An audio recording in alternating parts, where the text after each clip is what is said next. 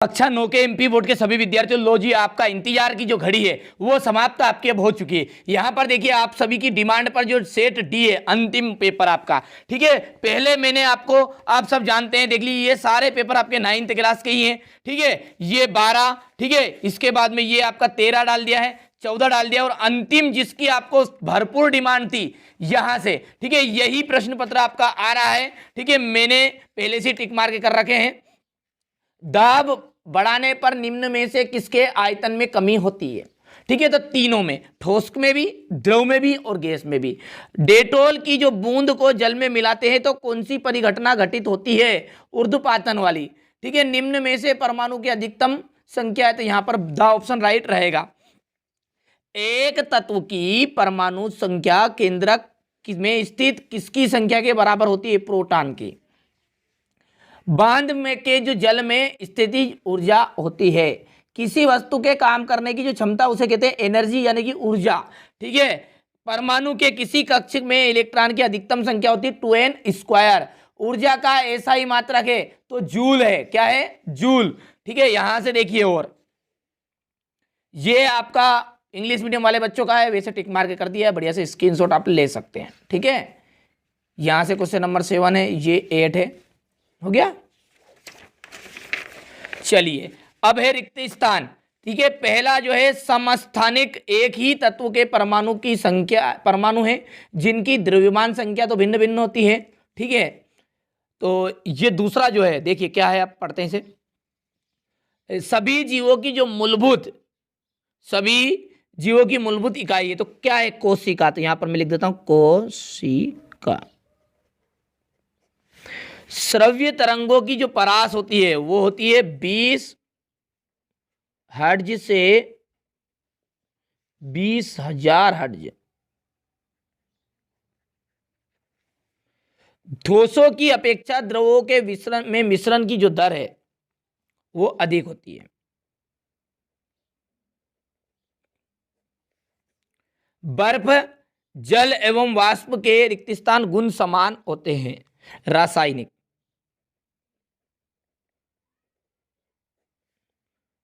पदार्थों में संपीड़िता का जो गुण है, ठीक है, संपीड़िता का गुण गैसीय अवस्था में अधिक होता है, तो यहां पर लिख देता हूं मैं गैसीय।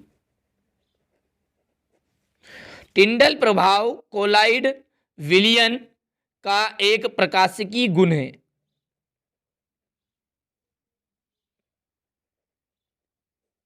ठीक है, हो गया इतना। चलिए इसके बाद में है रिक्त स्थान, यहां से बढ़िया से कंप्लीट करिएगा ये, ठीक है, हो गया।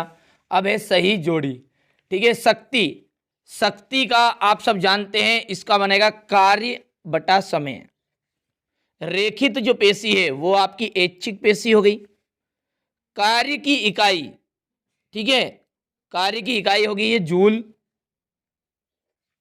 वेग में जो परिवर्तन की दर है उसे त्वरण कहते हैं, ठीक है। तो वेग में परिवर्तन की दर हो गई तुरंत, ये हो गया, चौथा हो गया आपका।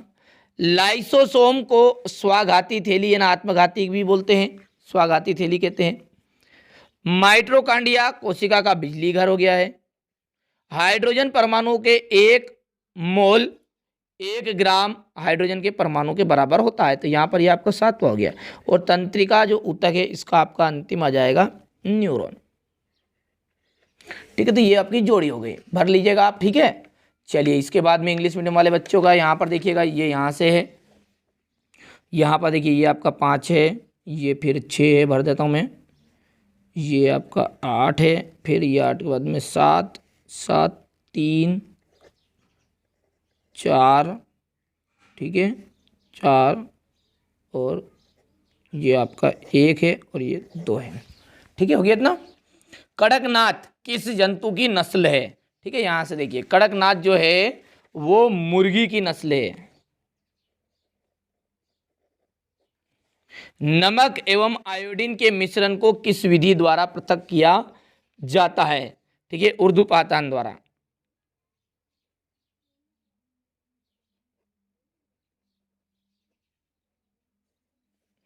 जड़ों से जल एवं लवणों का संवहन किस ऊतक द्वारा होता है, तो जाइलम।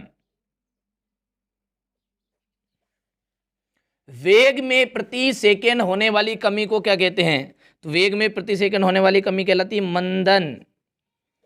सरल आवर्त की गति का एक उदाहरण देना है तो घड़ी के पेंडुलम की गति। ठीक है, इसके बाद में यहां पर देखिए गोखरू, गाजर घास, मैदा किसके उदाहरण है? ये खरपतवार है, खरपतवार। संरचना एवं उत्पत्ति में समान कोशिकाओं के समूह क्या कहलाता है? ऊतक कहलाता है। हो गया। चलिए इसके बाद में यहां से देख लीजिए, ये बढ़िया से कंप्लीट कर लेना। ठीक है, हो गया। अब क्वेश्चन नंबर 5 से देखिए, गर्म शुष्क दिन में रेगिस्तानी कूलर अधिक ठंडा क्यों रहता है?